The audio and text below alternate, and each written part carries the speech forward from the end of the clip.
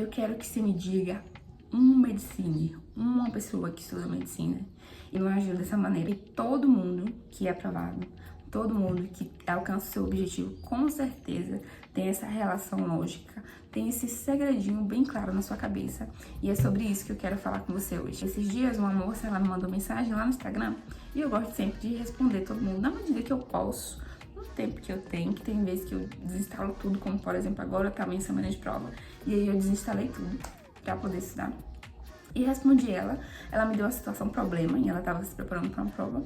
E aí eu analisei e vi como eu faria. E respondi ela. E eu achei que seria muito simples.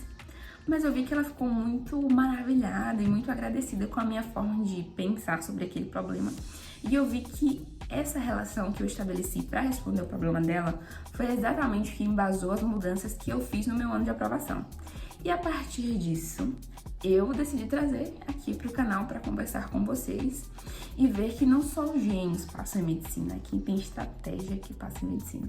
Oi gente, o meu nome é Kellen, faço medicina, tô no 3º semestre e vim compartilhar com vocês aqui uma coisa que eu acho muito importante, na verdade uma relação lógica, eu já trouxe isso, né, logo na introdução.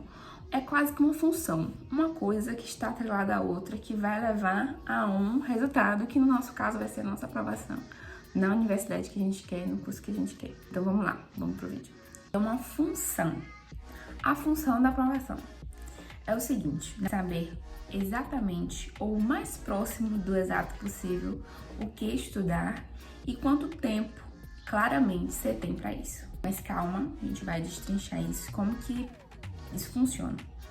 Você tem que saber o que estudar. E aqui eu vou dar o exemplo do Enem. Mas, Kelly, eu sei que eu tenho 4 provas para responder. Eu vou fazer uma prova de matemática, uma de natureza, uma de linguagem, de idiomas e vou escrever uma redação.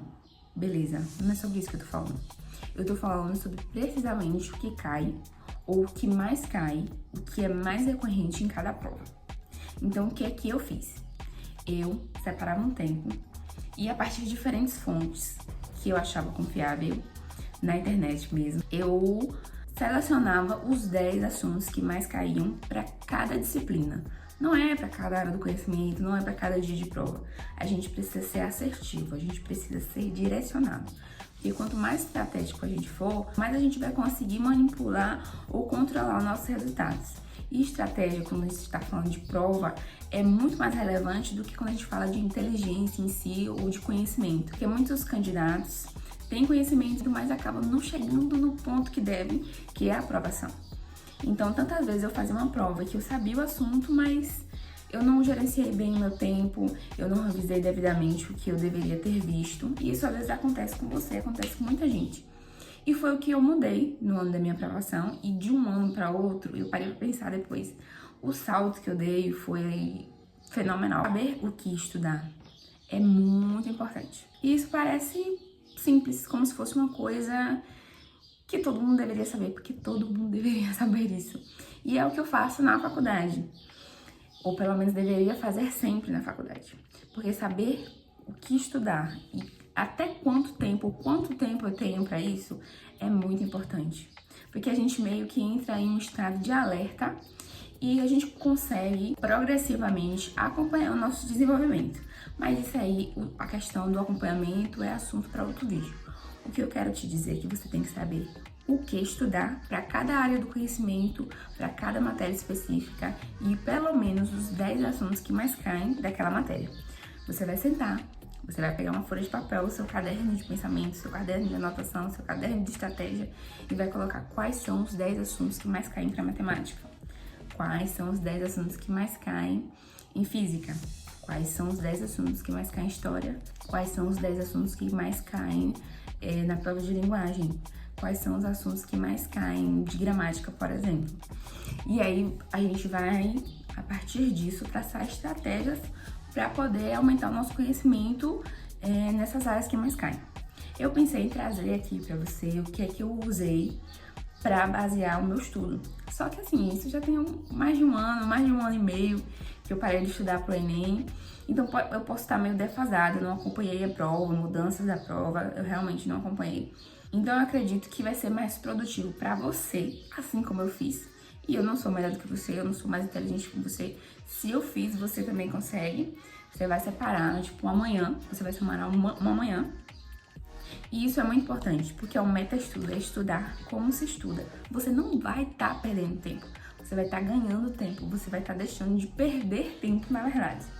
Então, você vai parar um momento e você vai em pelo menos 3 fontes diferentes que fornecem os assuntos que mais caem para cada disciplina, não é para cada prova, não é para cada dia de prova, é muito especificamente para aquela área do conhecimento. E depois a gente vai entrar em um tópico muito importante, que é o tempo. E o tempo, tantas vezes, é o nosso inimigo, e ele tende a causar na gente muita ansiedade. Pelo menos eu ainda sinto muita ansiedade com várias coisas na faculdade, por exemplo. Então não pense que isso vai ser uma coisa que vai ser plenamente superada, porque não vai ser uma coisa totalmente superada se a gente não encarar isso de frente. Então, eu sei que pode causar um pouco de ansiedade, isso aqui que eu vou falar pra você, mas você precisa saber quanto tempo você tem até a sua prova. Porque, sim, isso pode te trazer um pouquinho de desespero, porque a gente vê ali quantitativamente, de uma forma clara, quanto tempo que a gente tem. Mas isso vai fazer com que a gente seja mais direcionado, vai fazer com que as nossas ações sejam coerentes e tenham uma relação lógica de o que estudar e quanto tempo a gente tem para isso. Então, o que é que eu sugiro que você faça? Você pode contar as semanas, os dias ou os meses. Eu fazia os 3. Eu baixava um aplicativo no celular e aí botava ele para contar os dias, as semanas e quantos meses eu tinha até aquela prova. E a partir disso, sabendo o que eu tenho que estudar, com quanto tempo eu tenho para estudar aquilo, eu conseguia traçar estratégias, sabendo que não era o que eu queria estudar, é o que eu precisava estudar. E hoje na faculdade eu também tenho esse problema, porque eu amo muito a medicina, é verdade, mas tem coisas que eu gosto mais de estudar mais do que outras. Só que na prova, o professor, ele não vai cobrar o que eu quero, ele vai cobrar o que ele tem vontade. Então eu tenho que estudar tudo.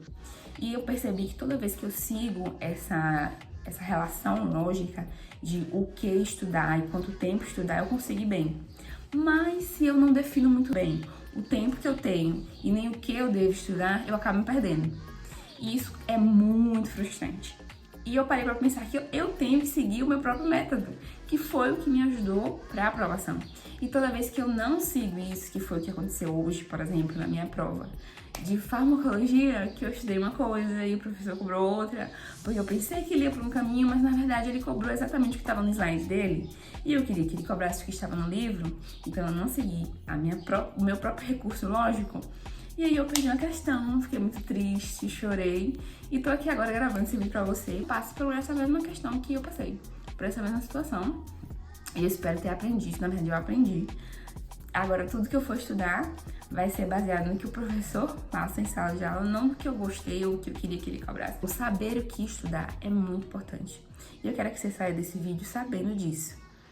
O que você tem que estudar para cada área do conhecimento e quanto tempo você tem para isso, em dias, semanas e meses. Se isso te causa ansiedade, e é o que vai acontecer com muita gente, aí a gente precisa não é abandonar a estratégia, mas ver o que é que a gente pode fazer para diminuir essa ansiedade.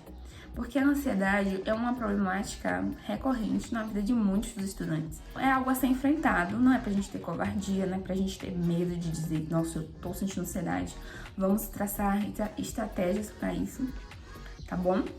Mas você precisa saber quanto tempo você tem realmente para a sua prova, independente se for Enem, concurso, o que quer que seja, se for uma prova da escola, você tem que saber definitivamente o que estudar.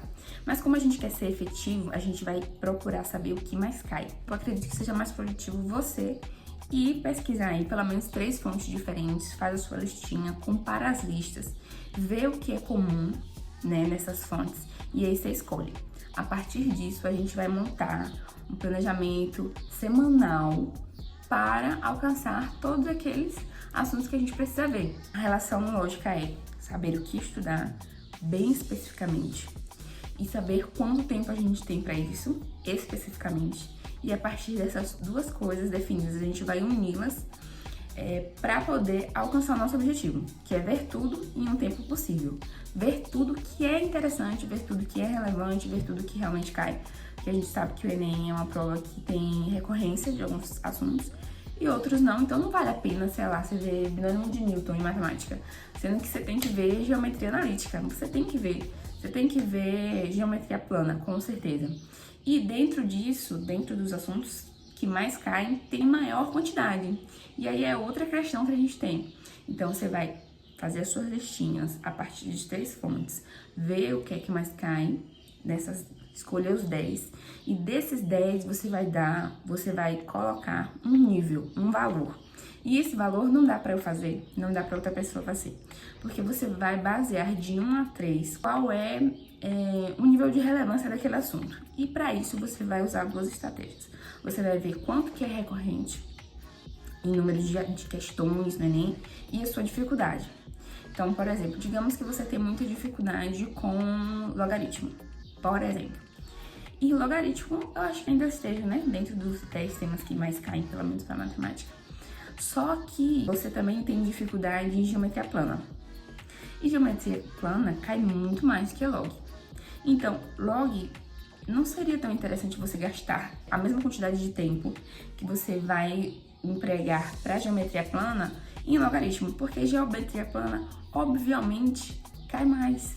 Então, você vai se dedicar mais. Você pode colocar de 1 a 3 e o 1 significar um valor maior, ou você pode colocar de 3 a 1 e o 3 significar um nível de prioridade maior. Então, você vai saber o que estudar, quanto tempo estudar, os 10 assuntos que mais caem e vai colocar uma ordem, um valor para aquele assunto, para a gente usar isso aqui de recorrência dentro das semanas, dentro dos dias que você tem de estudo. Outra coisa que é muito importante você saber é efetivamente quantos dias de estudo você tem. Porque, pelo menos pra mim, o sábado não conta, porque eu não estudo sábado. A não ser a noite que eu uso pra revisão, porque eu sou adventista e eu não estudo sábado, nunca estudo sábado. Então eu não contava o sábado como um dia de estudo, porque ele não valia, não adiantava colocar. Ia estar me enganando, ia estar enviesando todo o meu trabalho, não ia estar sendo válido. Então, sei lá, se você estuda segunda, terça e quinta, você vai contar quantas segundas, terças e quintas você tem até a sua prova e a gente vai trabalhar com isso. Ah, Kelly, para medicina você tem que estudar todo dia. Olha, vamos trabalhar com a sua realidade. Você vai conseguir estudar segunda, terça e quinta? Pronto. A gente vai trabalhar com segunda, terça e quinta. Quantas semanas a gente tem até lá? Quantos dias a gente vai ter até lá? Quantas horas você vai estudar por dia? Então, é muito importante que você também defina precisamente o seu tempo de estudo. E tempo de estudo e qualidade talvez seja um tema para outro vídeo pra gente falar sobre isso. Então, você tem que saber quantos dias, quantas semanas, definitivamente, realmente, você tem. E a partir disso, a gente traça estratégias e trata a nossa ansiedade, porque o tempo é uma questão complicada. Então, não existe, eu duvido que você vai encontrar um medicina aprovado que, nem que seja intuitivamente, agiu dessa maneira. Você precisa saber disso. Então, a partir das minhas observações, o que eu achei que era muito intuitivo, eu vi que 1 ano atrás, ou há 2 anos, 3 anos, 4 anos atrás, pra mim não era tão intuitivo e fez muita diferença. Eu acredito também que vai fazer pra você. Eu espero que esse vídeo tenha te ajudado. Se sim, não deixe de se inscrever no canal, deixar o like e o comentário, isso é muito importante pro crescimento do canal e também para que eu seja incentivada a vir aqui falar com você sobre assuntos que eu acho relevante. Não tem sentido, né? Você falar se não tem ninguém que quer te ouvir. Não esquece de dar o joinha, como o pessoal fala, e se inscrever no canal. Beijos e até o próximo vídeo.